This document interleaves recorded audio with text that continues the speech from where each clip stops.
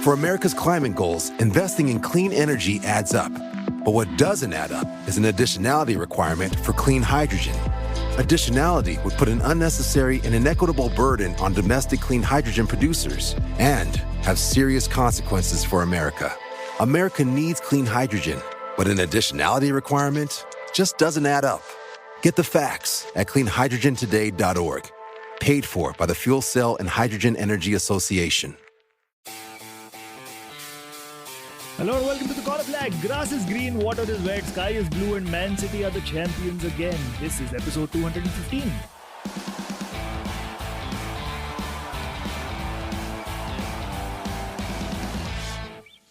Welcome everybody to the Corner Flag. Joining me is Mukesh, and it's a Corner Flag debut for our producer Akhil. Welcome to the show, Akhil.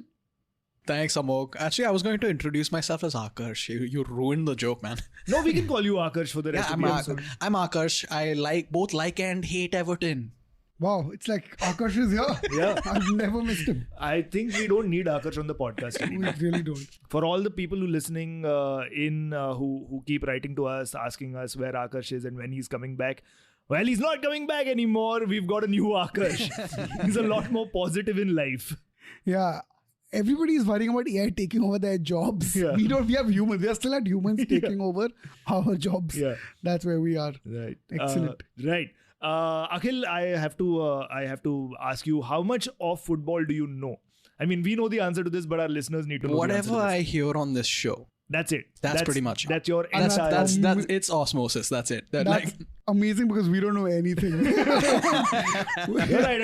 right at home. So let's get straight into it, because this title race turned out to be full anticlimactic behavior. Man City crowned champions without having to even kick a ball by the end of it. Yeah. I mean, do you remember at the start of the season, everyone was like, fuck, Arsenal's going to do it. Arsenal were leading at Christmas, which was a big thing. And everybody's like, fuck, 6-point lead, 7-point lead. They're going to do it. This is the year that Arsenal finally win a Premier League.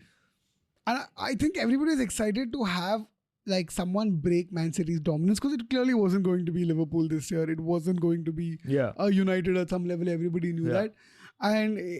And you knew that in the first 5 matches. You saw the first 5 games and you're like, okay, it's not going to be Liverpool or United. Yeah. There's no way they're going to be able to come back from this hit. Yeah. And Arsenal was sort of blossoming and you were expecting them to put up a fight, and you're like, okay, you take care of the fight. This season we'll take a break. We'll do shittily. Yeah. Then Arsenal they were like great, and then for like 20 games, and I think 30 games almost, and Arsenal just shat themselves out. Made it so easy and boring for City. You know what's hilarious is that Arsenal fans kept talking about how they've sacrificed all the other tournaments they were in to focus on the Premier League. My favorite cocky Arsenal comments were like, hey, I think they were so cocky about them winning the league and them becoming this football superpower within one season, that they were talking about reading Real Madrid and Liverpool for players because they'd be the new attractive destination. I'm like, okay, listen, your mustache is just sprouted. Stop twirling it already. Like, thoda bigger players are around, just taking a break. But it was cute. It was cute while it lasted. I think cute is the best way to describe Arsenal's season. Yeah, it is. It was cute. It was a good try, dear sir. Dear sir, good try. Because I also noticed at the end of the day, I think Liverpool are 5th and Arsenal are 2nd. And even like the current point difference is 15 points, which are less about 5 games. Like that means 1 month. Like if Liverpool played 1 month of good football, they're there. Like, and this is their comeback, their superstar season. So it was very cute. It was very endearing to see Arsenal fans get all like choda and then be like, like puff up their chest and be like, yeah, man, we're winning shit. We're going to read your players. We're a title winning team. And like, it's cute. And then remember we were getting hate from Arsenal fans saying, why are you not repping us? Yeah. Do you really want to be represented? Like with like this sort of do you want someone to sadly just talk about how your season derailed? Yeah. Because we'll do that. Dude, I mean, it's funny when Arsenal fans or actually let's not solely blame Arsenal fans for this one, of course, because they were the also-rans this season. They're in the firing line. But I think it's a little premature and a little naive for any team to think that winning the league one season is going to end Man City's dominance.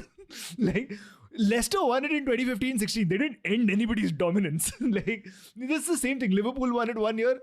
Dominance has not ended anywhere. If you win a league in this Man City era, well done. You got, in the larger scheme of things, a consolation prize. Yeah, and okay. बहुत depressing हो गया ना Are we ये? shitting on them too much? I don't know. Yeah. But maybe some more time we can shit on Arsenal before we. Arey, we can shit on Arsenal for as long as we. I'm just saying, थोड़ा depressing हो गया because Man City are clearly ruling It's England. disgusting that in 6 seasons, I think Yeah. they won, what, 5 times? Yeah. I think, but rather than one Liverpool season, I Yeah. don't think. And like, I think 2 seasons Liverpool managed to put up a big fight. Like, close fight. And after that, I don't think anyone, because no teams come close only. Like, Yeah. So it's like, yeah, it's just, it's so boring, man. I love the discourse Arsenal Twitter has now. It's like, but what about the 115 breaches of financial fair play? Huh? What about that? You guys cheated. Like, ho gaya. That is done. Everybody has outraged about it and has learned to accept it. Yeah. कि घंटा कुछ होने वाला है. And also, okay, what I love is a lot of, okay, it's all going to be Liverpool centric or Liverpool view of an Arsenal is at first. I think when Liverpool gave Man City such a big fight, everyone's like, what is there in that? Nothing. Yeah. And now that they have to actually give a fight to City, they know how hard it fucking is and how difficult it is to going after someone who has like infinite money. Yeah. Like it's infinite money versus 100 rupees. Like that's basically what you're up against. Yeah. And also what it takes to even come second, like to even be a second that puts up a fight is something so much harder than it ever was in the history of EPL. It was cute. It's cute really seeing. I think that's really what I'm feeling taking back as Arsenal fans being like, "Yare bade bhai, I get what you went through." It's that. Akhil, we haven't spoken to you about this, but what do you have to say about Man City winning the title and Arsenal losing it dramatically at the end of the season? Man, they must be feeling really good. Who? Man City? Man City. See, I'll give you the correct answer to this. Basically, shit on Arsenal. That's all you need to do. No, that's a theme I'm seeing. Yes. You can just shit on Arsenal. Yeah. So in 2 lines, just shit on Arsenal. Arsenal fucking sucks, bro. Exactly. Yeah. There you go. Exactly. And as somebody who doesn't watch football, this is the most honest opinion that one can get. I think Like, I managed some decent insights there. Yeah, Yes. that's really the gist of all football is basically, yeah. hey man, Everton sucks, Yeah. Arsenal's shit. Your entry into football is Hey, listen, I like Everton, okay? Yeah, of course. Yeah, Yeah, of course, yeah, you're yeah. Akash. Yeah, correct. You're Yes. Akash. Yeah, don't Can't- talk shit about Everton. But in at the front of same time, you hate Everton also, so it works both ways. Let's talk about the Arsenal game because Arsenal played against Nottingham Forest. Nottingham Forest, of course, needed a win to guarantee survival in the Premier League, and that's what they got. Taiwo Awoniyi with the 1 goal. That man is in spectacular form. Yeah, I think he scored 5 goals in 3 games or 2. Yeah. Fantastic. What a time to come alive. What a place to get 3 points. Yeah. I mean, I think he's clearly turning out to be a better buy than most expensive signings on both Liverpool's end and United's end. No, I don't think so. Some of our expensive signings also scored some mad goals this weekend, which we'll get to later on. But I'm saying like Taiwo Awoniyi is there, Erling Haaland for 3 games. 3 games, yeah. Like that is, And that's all. If you're trying to save yourself from relegation, that's all you need. You need those 2-3 games of magic, and then you're sorted. Yeah.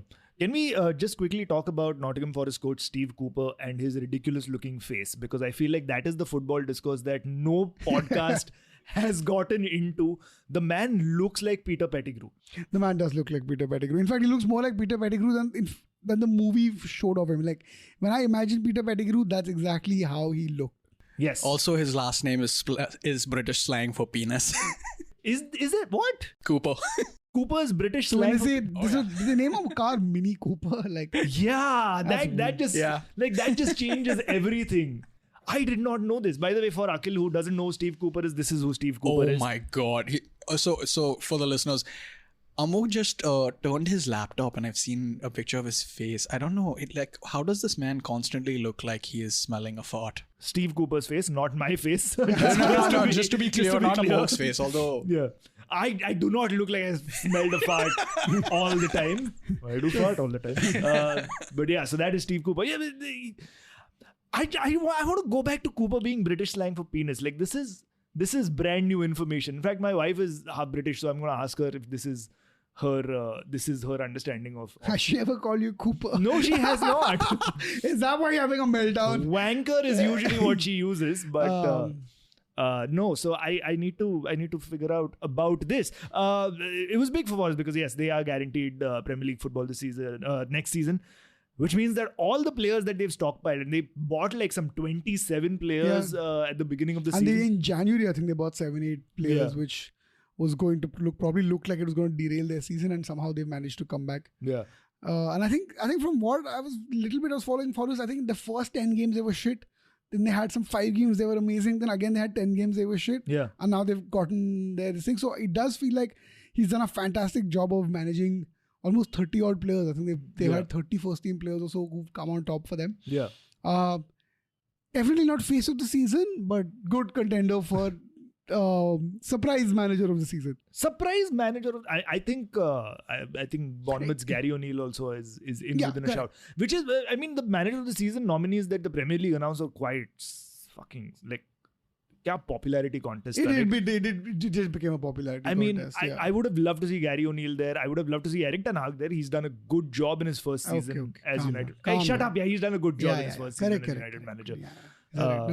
Criticizing popularity contest and then talking about the most popular club in the world. No, it's not. Okay, fine, fair. But not the most popular manager in the world. Yeah. I would have loved to see Frank Lampard in there. I would have loved to see He Frank saved Lampard. Chelsea from relegation. It's something. There is some technique and tactics to doing so badly. Yeah. You don't get to be so bad without a plan. Correct. Exactly.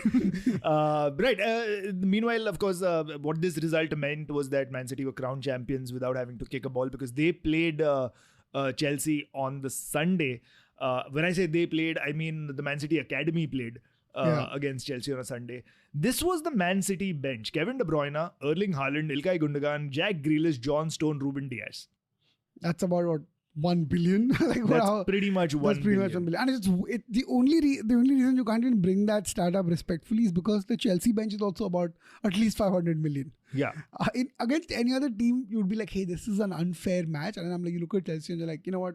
Fuck it. I hope you guys lose more. But with that starting lineup, Man City still managed to get the 1-0 victory over Chelsea.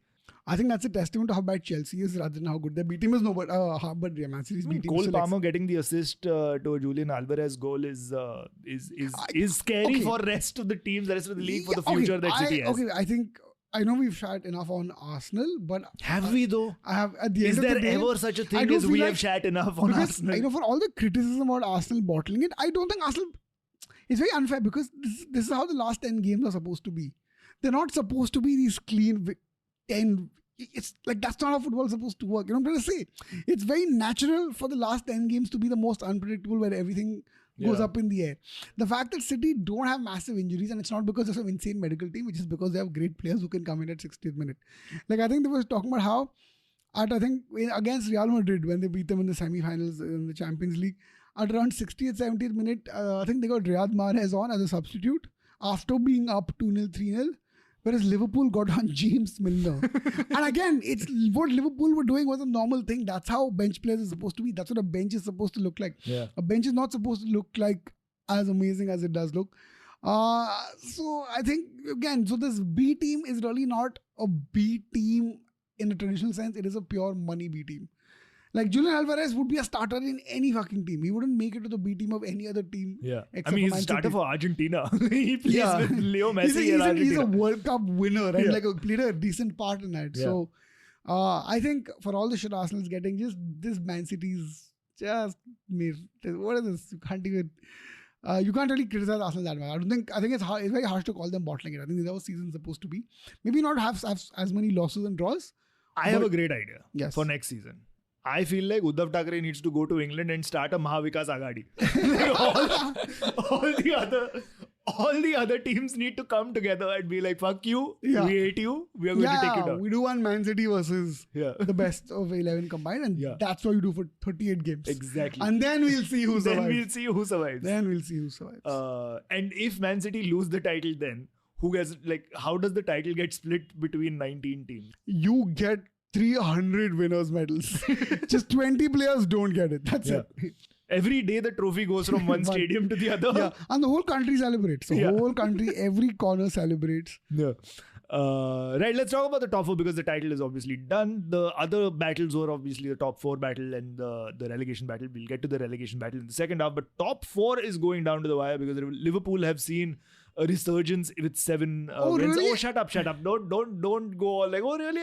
We would never predict. Shut up. I feel like the top 4 thing is done now because had Liverpool won this last week, I think if United get even 1 point from the remaining games. Bro, I know, exactly. But it's United. No. I don't trust United till the job is done. Sure, I think that should be life's philosophy in general. Correct.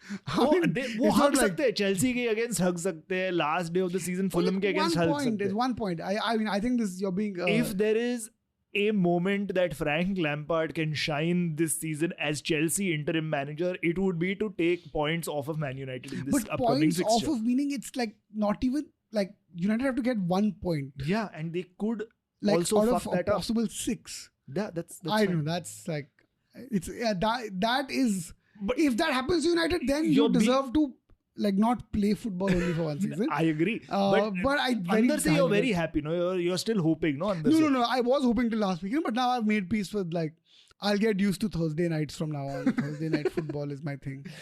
Yeah. United, of course, beating Bournemouth away from home in a fantastic lime green kit, which makes it look like Lysol for some reason. It's a terrible kit. I'm sorry. It's a great kit. What are you talking about? Okay, wait. At times like these, we have to go to Akhil. Let's see the kit. Akhil Akash. Are you showing it to him on your phone? No, please show. Oh man, that's ugly as hell. That is not ugly as hell. What are you It talking is about? ugly as hell. That is so green. I would totally wear that out on the street. Thank God you're married. What? No wonder you're being called a Cooper at home. But it was Casemiro, one of our most expensive signings of the season. One of the Not a better, bargain for sure. No, absolute fucking bargain. What, 50 million pounds? That's a great bargain for the amount of work he's done. It's great. Fantastic finish though. Did you see the finish? Yeah, I did. I saw the highlights. What a beautiful finish. You don't expect your defensive midfielder to do that shit. You expect Casemiro to do that against the Bournemouth, but that doesn't take away from how good it was, and it was nice of United to like finish off the game. There was like I think very nice. I think I like a team that can win 1-0 against Derby Moment is a team that's on the right path. I think. I mean, I would have loved a few more goals, but it's just that there's nobody else who can score because Marcus Rashford is out with an injury. Wout Weghorst, bless his soul, tries a lot but doesn't achieve much.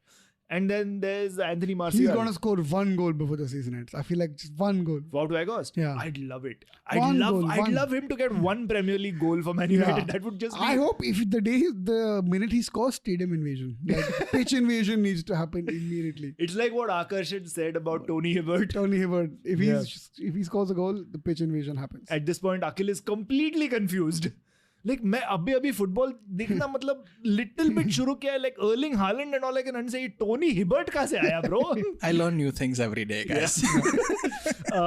But the thing is, apart from Rashford, Wout Weghorst, we have Anthony Martial, who do you follow this Twitter account called Alternative MUFC? It is fucking hilarious, all right? So after every United match, he takes the highlights video and then does AI commentary on it. So he types out the commentary and it's a robotic AI voice that narrates it, and it's fucking hilarious. And he calls Anthony Martial a fucking mannequin.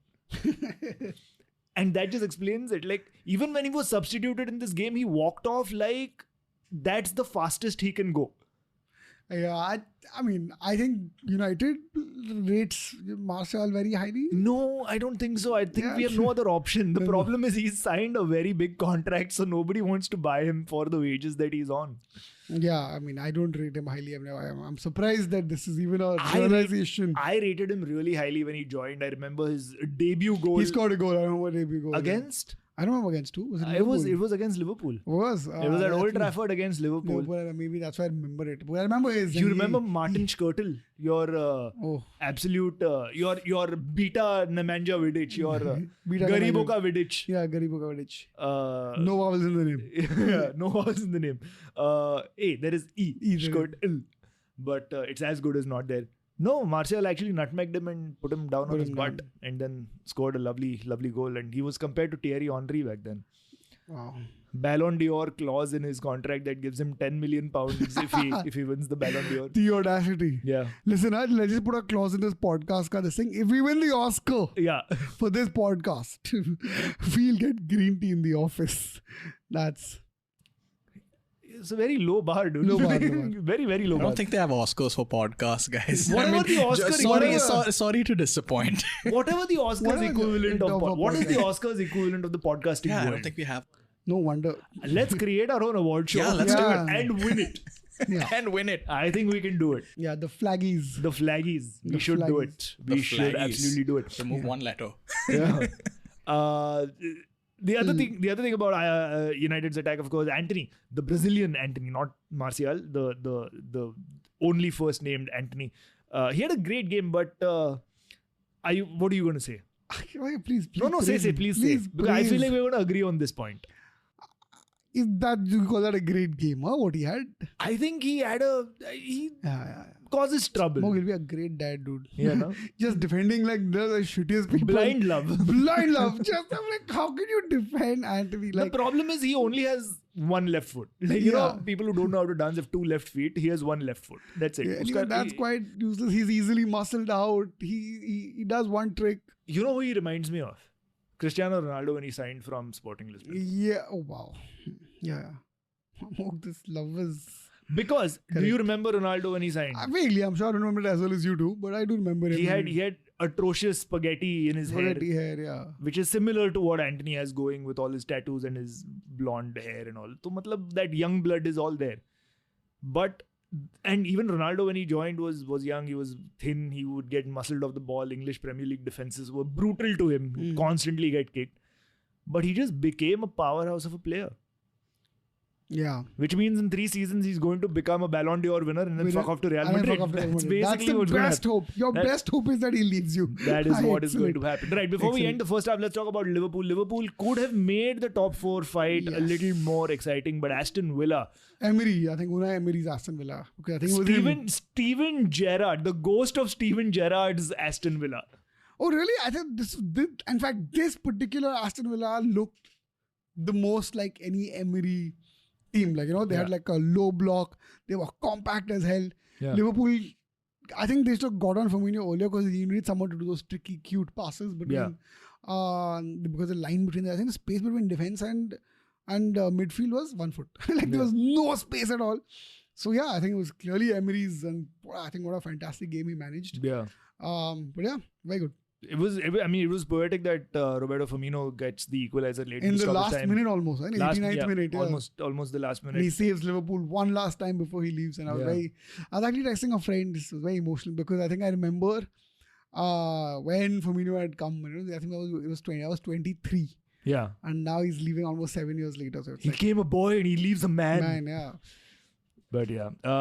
It was very emotional. It did feel, I was surprisingly a lot more affected by it than I thought I would be. But I can get that because a lot of Liverpool fans that I know, and you could see like some of the reels that Liverpool put out of him just standing on the pitch after the game while the cop sings to him. And he's just soaking it all in.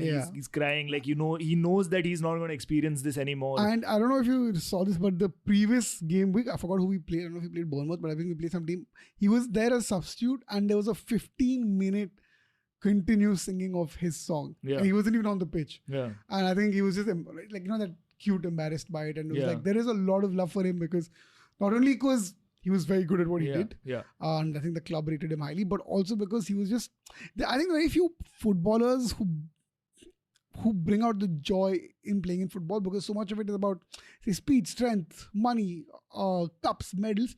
But he just looked like he really enjoyed playing football. I'm sure everybody does, but to show it physically, I thought that was like, that's what he embodied. Like, and he was playing cute passes, he was doing tricks, he was no-look goals. You know, that pure joy of being a striker. Yeah. I don't think you ever saw it as much in any modern footballer as you did in the Premier League, at least, as you saw in Firmino, which is what I think you really miss about him. So I have a question for you. And we know that the Liverpool faithful love Roberto Firmino and all, and all these tributes that have come for him, and it's fantastic. It's very emotional for him, very emotional for Liverpool fans as well.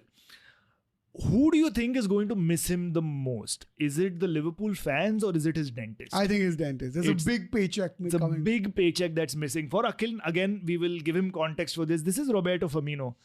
And those are his teeth. I'm blind, guys. Exactly. He is known to have the whitest teeth in the Premier League. I'll tell you how obsessed he is with his own smiling teeth. You know, early on during the pandemic, when the Premier League resumed, every player before getting on pitch, they'd point that thermometer at him. He's the only person whenever he started smiling, as if it was a camera. And I remember this. I'm like, bhai, this is not the moment. But I think that's him. He is just doing the slightly goofy things, doing stupid things. Yeah, we will miss him. We will miss Bobby Firmino. Si, senor. Football and Liverpool will be poorer without him a little bit. There will be less joyous. They'll be poorer because he's going on a free transfer. They're not getting paid for it. So, unfortunately. Do we even need to talk about the permutations, combinations for top four before we get into the penultimate, the final game week of the season? No, I think it's sorted. I don't know why there's even a discussion. I'm still worried. I mean, I think this is overcautious to the point. I'm like, it's not a jinx. What if Newcastle lose both their games and but then their goal difference is supremely compared to Liverpool. I think it's almost. But 70. if Liverpool win, no, I've done this. I've done all the calculations. It's done. It's over. They just need to get 1 point from the remaining 2 games. United. Right. I mean, United need 1 point, but I don't know. Right. On that note, let's take a quick break. On the other side, we'll talk about the relegation battle and some unsavory scenes in the La Liga. See you on the other side.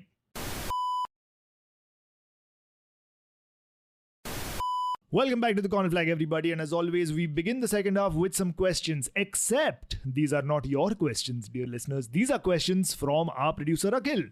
Take it away. Yes. So, since it's my first time on the show, I want to ask about you guys. Say, for example, your clubs that you support. Why those clubs? Like, why do you support Man United? Amogh, like, what is your deal? What is the history? What went wrong in your life? No, I mean, nothing went wrong in my life. I'm one of those fans who you'd call glory hunters, because when I started watching football, United were winning everything. They had David Beckham, who was a very, very marketable face and one of the best footballers of his generation. They had Sir Alex Ferguson managing, who was one of the greatest managers of all time. So there was a lot that kind of went into the myth of Man United, especially the 99 Champions League victory over Bayern Munich, where Solskjaer scored in the last minute and won it. So lots of myth around the club that got me to love. But honestly, the one player that actually sealed the deal for me was Ruud van Nistelrooy. Like, he was the guy that United had signed around in 99, 2000, 2001 maybe, when I started watching football. Because everybody I speak to about who supports Manchester United always got into it because of that era with Alex Ferguson and all that. Like, at least most people like our age, there was apparently just something about that. From what I remember, it was just a team of people. It was like he assembled a squad of people who looked like they could not be killed by anything. I just remember looking at those guys and going like, dude, if somebody shoots them, they'll just still be running around on the fucking field like like nothing would happen to any of them. What about you? Liverpool. I think for Liverpool, when I started supporting, obviously United were the dominant team. And for Liverpool, I think there was this myth about them always trying hardest. And then there was this player called Gerrard, who was this talismanic captain. And, he was that guy was turning up. So I think in general, I like these sort of players who die for the team, trying again and again, the tragedy of it, trying and falling short. I love that. And also Liverpool has slightly leftist socialist roots. So I think all of those 3 things combined, and then in fact, weirdly, I did the season Liverpool won. After that, for a season, I was like very empty. I was like, now what? Because I don't know why I was supporting this team. Mukesh, are you a bit of a masochist, man? No, that's Akash. That's Akash. Oh, okay. Yeah. I was gonna ask. Because I think the pursuit is the nice part, right? It's the pursuit of that title. That's what you're building up towards, right? And you have these, and Liverpool is built around this talismanic player, and then it followed now instead of a player, it became a manager. I like that. I like that sort of vibe. And there is a sort of, I think especially now, maybe not so much because now he's still trying to figure out and rebuild, but there's this sort of chaotic, wild energy about Liverpool, which is anything could happen, right? And I just like that. I like that energy and I like that vibe. And that following that story seemed nicer than following the story of, say, someone who's already always winning, or someone like a Chelsea where money would come in and they'd win, and then, that sort of a story. That actually sounds pretty interesting. I'm starting to feel like if I watched football, I'd be a Liverpool fan. Oh, shut up! You have so many better options. You know, Brighton. To be honest, I actually pretty much just said that to see the look on Amogh's face. Fuck yeah. Since Akash is not here, anybody want to volunteer to talk about Everton so he doesn't feel left Oh, out? masochism. That's hit the nail it. straight on the head. It's because he loves to hurt himself. Like that, he loves fucking around with his own life, and that's why he decided that he will support a team that is not even close to being an underdog. Like, underdog teams look at Everton and be like, why are they here? Yeah, and also weirdly, Everton is not the underdog he thinks it is, because they're one of the richest teams. They're actually a quality rich shit show. Like, it's amazing. Quality rich shit show. It's not like he's supporting this is a small team of ragtag men who punch above their weight. It's where money and hope goes to die. It's a graveyard of hope. If Everton were a TV show, they'd be Succession. Whoa. Yeah. Or Arrested Development. Because everything is a shit show. That is the level of dysfunction that Everton is. Yeah. And it's amazing because Akhil somehow projects him as this underdog, and they're not that. And I don't want to break it to him because he's already so sad and broken. So I'm just like, have your thing, man. But yeah, I think that's roughly why the three of us support. Why do you not like football, man? I don't know, man. I just never really It's got into it. Are football fans that I'm Yeah. So they're like rabid and aggressive. So like a lot of the time. I'm very ashamed to tell people I like football. I think barring the people I'm with in this room, usually I don't talk about football to anybody else. Yeah. Because I'm like, those guys are that's why he started a podcast. Because it needed a release. You need an outlet because it's like, those football fans you talk to, I don't like, not generalizing, but a lot of them are just like, they only ever want to talk to people about football. They don't they don't have other touch points to relate to people, and it's like holy shit. If I start watching football and I get really into it, will I become one of those people? That's all. I think that for me, that's it. And they're just really aggressive, I think. Yeah, that too. Not our listeners though. We love you. They're amazing. Fantastic. Do you have any other questions, Akhil? You can ask us anything about football because we know all the answers. You have all the answers. Yep. Okay. What makes the perfect club? Lots of money, fair amount of backstory, and Erling Haaland. That's, I think, just the last part. Yeah. Erling Haaland.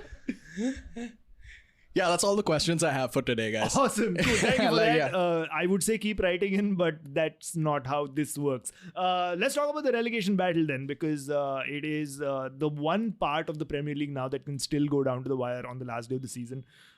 With everything else that has been anticlimactic, top 4 race, title race, whatever it is, the relegation fight is still up for grabs because Everton went away to Wolves. You would think with the way Wolves have played this season, especially under Lopetegui, of course, new manager, lots of interesting ideas that he brings to the table at Wolves, but this season has been a damage control season for him. Yeah. And he's done well to give them Premier League status for next season. And of course, next season is when we'll see the build and the rebuild of Wolves. But this season, they've been absolutely terrible. And Everton, considering the fight that they're in, considering the position that they're in, should have gone to Wolves and taken the game by the scruff of their neck. Yeah, I think they should have. In fact, it's sad that I think they scored a last-minute winner. I think Yerry Mina scored a last-minute winner. Yeah. I really expected Sean Dyche to put up at least come away with 3 points easily and kill the relegation battle before anything is done. And I think it's just for our entertainment's sake, I think, that it was even taken to the last day and then they managed to come away with only 1 point. Yeah. Because I think, if anything, Sean Dyche is the kind of manager who will, I think, from next season, Everton's going to be in a much better shape. Are they? Are they really? I think it's because I trust the manager more than the team. But again, they've killed better and bigger managers. So who knows? But I do trust the manager a lot more to punch the team up, make them punch above their weight. And even this, honestly, again, I know you're saying it, even I feel like it's done. I do feel like It's done. What is there? I do feel like Everton will survive, and Leicester, Leeds, and Southampton are gone. So you're saying that the current bottom three are the ones that are good. I mean, let's say the bottom two, because Southampton are out. Yeah. I mean, getting that point was very, very important for Everton, because that's a very, very important point, especially considering Leeds went to West Ham and lost 3-1. Exactly. And Leeds were winning, I think, weirdly. They were winning for some time, briefly. And there was a hope that, maybe Everton will go down. Yeah. And then I think at that point, David Moyes and West Ham were like, chup laude. That is basically what happened. Yeah. Like, we're in the Europa Conference League final. We are a European finalist. Ye sab nahi chalega idhar. Yeah, and also Leeds deserve to be punished for sacking Marco Bielsa. I think they took Marco Bielsa for granted. You never take a manager like that for granted. I think a manager... You took his name for granted. It's Marcelo, not Marco. Oh, name Marcelo. Bielsa. Just the second name is important. This is a guy who went out of his house and confronted fans with a hand grenade. Yeah. Right? So you are going to have to really rethink what you're saying, because he listens to this podcast. He listens to this podcast. He does. So I thought it was... Akhil has like a confused... Tell me more about that one. No, he was... was he at River Plate at that point? Yeah. He was on some South American team that takes football... A live hand grenade. Yeah. I mean, I don't think he pulled the pin, but he was about to. I mean, so fans were protesting outside his house in the middle of the night, and he just walked out and he had a hand grenade. He's like, are you guys still going to stay here, or are you going to fuck off? And wow, that guy no matter how hard South American, especially football fans can be, they saw this guy with a hand grenade. They're like, yeah, fuck it, see you tomorrow. Good luck for the next game, boss. Well, there's more to life than football, okay? Yeah. Dude, please. Yeah. We have jobs, okay? Like, we didn't think we did, but I think we'll go and get to them now. Yeah. So I feel like Leeds, you're right. Leeds deserve it. So I'm very happy with Leeds going into a point. Sam Allardyce, I just think it's like, terrible to sack. I didn't like the sack Jesse Marsh, so deserve to go down. Like, and even in that game, Leeds, the body language of the Leeds players was so down. Like, they just looked like they had given up. Yeah, they're also bereft of ideas. They don't have the physicality anymore. They don't have the techniques and the tactics anymore to play against any big team. Yeah. And I think the solution right now is get a goal. Thank God. Like, that's it. And you wing it and you hope you can park the bus for about 80% of the game. Yeah. Sam Allardyce was also there. I mean, in terms of all the players, Luke Ayling especially looked really, really pissed. I think there was a pass that Somerville should have gotten to and he didn't get to, and Luke Ayling was obviously very, very pissed off with him for that. I was hoping that we'd get another Lee Bowyer, Kieran Dyer, Newcastle United, two teammates fighting with each other situation, but that didn't happen. Sam Allardyce on the touchline just looked like Jabba the Hutt. Yep. Which was great. Akhil, again, for context, this is Sam Allardyce. Jabba the Hutt. If he lost a bunch of weight and he had loose skin. Wow, you had to... Wait, you think he would look like Jabba the Hutt if he lost weight? A little weight, and then he still has that skin, like saggy. But look at him, he still has the saggy loose skin. Wow, is that how? Are we being too kind on Sam Allardyce? Like, I think we're being too kind on Sam Allardyce. Quote unquote football insiders are being too kind. I didn't think this was the... Look, I feel like, I'll tell you what, I feel like it's not done yet, primarily because Newcastle and Leicester play at midnight tonight after we're done recording. And that is going to be interesting because if Leicester manage to win, or even get a point, then it gets interesting. If they get a point, then they're level on points with Leeds United. Then it goes down to the last day of the season. But if they manage to win, then Everton, Leeds and Southampton are in the bottom three. But I do you think Leicester have the quality to take 3 points against Newcastle? That I doubt. I mean, they've got a win, 2 draws and 2 losses in the last 5. So they could do it. I think Newcastle, that's the only thing going against Newcastle is that there's a little bit of complacency because their position is sorted. They're going to get Champions League football. They might want to try around some new players, etc. And that's the only thing. But that's exactly even what. Then, Newcastle, Eddie Howe, for all his kind-looking face, he's a master of the dark arts. Yeah. He knows how to park a game. He knows how to derail a game. He knows how to derail a team's momentum. And it's excellent because Leicester have no momentum ever built. So even a little momentum, he'll derail it. I think maybe Leicester can get a goal, but I see Newcastle walking away with at least 1 point, even if Leicester is leading the game for a maximum amount of time. Right. I mean, I still feel like it can go down to the wire, and I feel like Leicester can get at least a point from Newcastle because I mean, that makes it easier for Man United also to get into third place and not fourth place. It really doesn't matter. Do you care second, third, fourth? I mean, the higher you go, the better, no? You get a bigger payout from the Premier League also. So, thoda financially bhi madad hota hai. Especially with the Glazers being the Glazers. I think every penny counts. Every penny as counts. long as it comes to the club and not to the Glazers. So yeah. On the other hand, in matches that have no consequence whatsoever, Tottenham Hotspur. they lost 1-3 to Brentford. Brentford without Ivan Toney, who was charged with betting irregularities. So I think he's out for 8 months. And it's weird because there are many betting sponsors, right? Brentford are sponsored by a betting company. Brentford are owned by a betting company. And Brighton also owned by a professional gambler, if I'm not wrong. I know it's not the same thing as betting, but he's a professional gambler. Yeah. So yeah, it's a bit weird to me that. Yeah, it's really weird. But it was Yohan Wissa and Brian Mbeumo who got on the score It's a sheet. classic. It symbolizes Tottenham, right? Harry Kane, record-breaking, sensational goal, gives them the lead for about half the time, and then they lose to a Brentford, which is that's classic. It's exactly if you had to describe Tottenham to someone, it's that sensational goal by the Harry Kane and the rest of the team fucking up and losing the match anyway. Yeah. Do you think this was Harry Kane's last appearance at the Tottenham Hotspur Stadium as a Tottenham Hotspur player? I think so. I'd be very surprised if he sticks on for one more season. I mean, he's managed by his brother Charlie Kane, so I'd not be very surprised if he sticks on for one more season because he's managed by the worst agent in footballing history. And I think I think Harry Kane's performance this season is very worthy of being the player of the year because I think he scored some 20-some. I think he's second place, but he scored some 25 to 30 goals he scored. And I think there was some stat that I saw which said that if he didn't score those goals, Tottenham would be in relegation battle right now. Yeah. Which means that and he's taken them up to a comfortable 6th, 7th. So which I think is to take a team that would have otherwise been 8th, which is to take a team that would have been 19th or 20th to take them one person's goals taking them till 8th is I think a fantastic achievement because what did Haaland at the end of the day, Haaland took a team that was first place to first place. Yeah. Right? So it wasn't really as much of an upgrade. Not that he was an upgrade, but even the stats are broadly similar, etc. Yeah. So I think Harry Kane is sensational. I'd be very surprised if he sticks on. United? Liverpool. Liverpool don't need Harry Kane. Just stockpile. I've followed the City model. Buy the players so other people don't have them. Spurs are also officially out of the Europa League spots because Brighton won 3-1 against Southampton. Brighton looks like they're getting Europe. But I hope Brighton get Europe. They are getting Europe. Yeah. Oh, that's good. They got it. That's great. Yeah. That's good. Liverpool and Brighton in Europa League. Brighton again, it's such a beautifully run club because they've played so well this season. They've got a World Cup winner in Alexis McAllister, who's obviously not going to be at Brighton. He's going to be lot of the players, I think, went. Yeah, so they're saying that Moses Caicedo and Alexis McAllister will. And Ugarte. Really? Yeah. They're saying. Who knows? No, we don't know. But those are big players that they're going to lose. But they've already signed Joao Pedro, who's a fantastic young striker.